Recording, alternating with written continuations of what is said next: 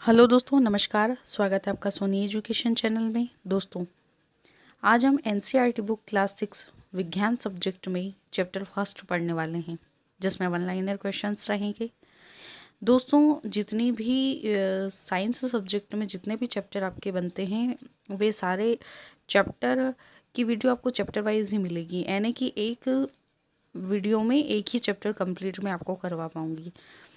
दोस्तों, अगर आप मेरे चैनल पर नए हैं तो चैनल को सब्सक्राइब कर लीजिएगा और वीडियो अच्छी लगी तो लाइक शेयर कमेंट ज़रूर कीजिएगा। साथ ही अगर आप राजस्थान जीके की अच्छे से तैयारी करना चाहते हैं तो राजस्थान जीके की बेहतरीन वीडियो आपको प्लेलिस्ट में बने हुए हैं और आरबीएससी बुक पर आधारित भी वीडियो अपलोड हैं और चैप्टर वाइज ही हैं, वन लाइनर क्वेश्चन ही बने हुए हैं। स्टार्ट करते हैं हम आज चैप्टर फर्स्ट, अध्याय 1, भोजन यह कहाँ से आता है। दोस्तों, इसके अंदर ये जो आपकी साइंस सब्जेक्ट हैं, यह आपकी प्रतियोगी परीक्षाओं के लिए महत्वपूर्ण है और उसी को ध्यान में रखते हुए वन लाइनर क्वेश्चंस बनाए गए हैं। मुझे उम्मीद है कि आपको ज़रूर पसंद आएंगे। देखते हैं हम। पौधे विभिन्न खाद्य संघटकों जैसे कि अन्न, सब्जी तथा फल इत्यादि के स्रोत हैं, यानी कि जो पौधे होते हैं वह अन्न, सब्जी तथा फल और बहुत सारे जो इस खाद्य संघटक हैं उनके स्रोत हैं। अगला प्रश्न, जंतु से हमें दूध, मांस, अंडे तथा अन्य जानवर उत्पाद प्राप्त होते हैं। जंतुओं से हमें दूध भी प्राप्त होता है, मांस भी प्राप्त होता है, अंडे भी प्राप्त होते हैं और इत्यादि प्रकार की इत्यादि प्रकार के उत्पाद हमें प्राप्त होते हैं। अगला प्रश्न है, दूध देने वाले कुछ सामान्य पशु गाय, भैंस तथा बकरी हैं। नेक्स्ट है दोस्तों, सी-टेट में इसी तरीके के क्वेश्चंस पूछे जाते हैं, इसलिए मैंने वन लाइनर में ऐड कर दिया है ताकि आपको समझने में और पढ़ने में दिक्कत ना हो। दूध से बने हुए उत्पाद जैसे कि मक्खन, क्रीम, घी, पनीर और दही आदि हैं।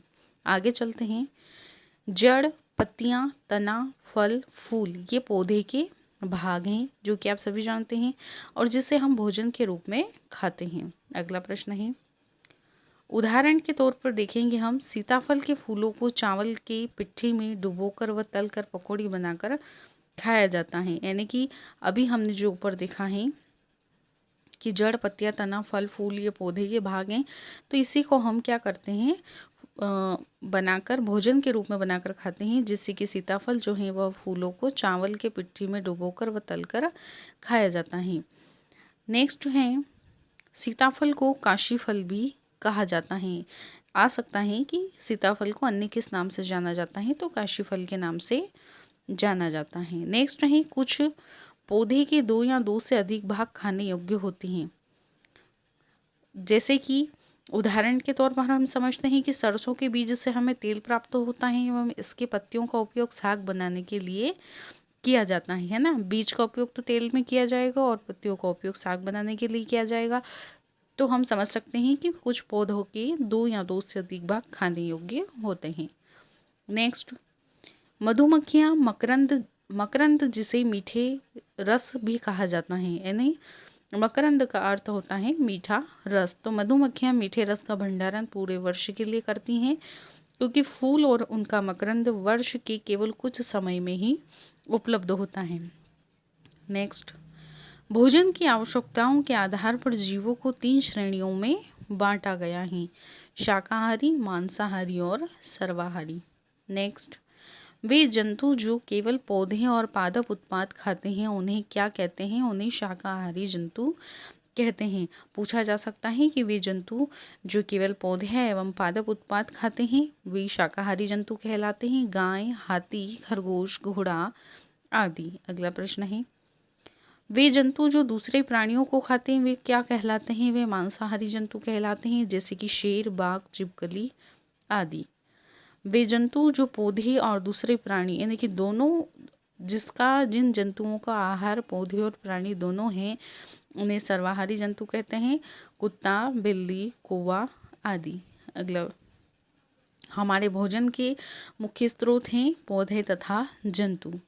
बाघ एक मांसाहारी जीव है क्योंकि यह केवल मांस खाता है। मांसाहारी जीव केवल क्या करते हैं? मांस खाते हैं, इसलिए बाघ क्या है? एक मांसाहारी जीव है।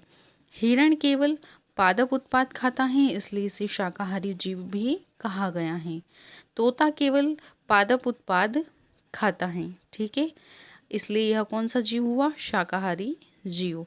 दूध गाय भैंस, यानी कि दूध जो है हमें वह गाय भैंस या बकरी से प्राप्त होता है, इसलिए यह एक कौन सा उत्पाद है? दूध जंतु उत्पाद है। ये इतने आपके वन लाइनर में कंप्लीट होते हैं पॉइंट, और मुझे उम्मीद है कि आपको ये वीडियो पसंद आई होगी।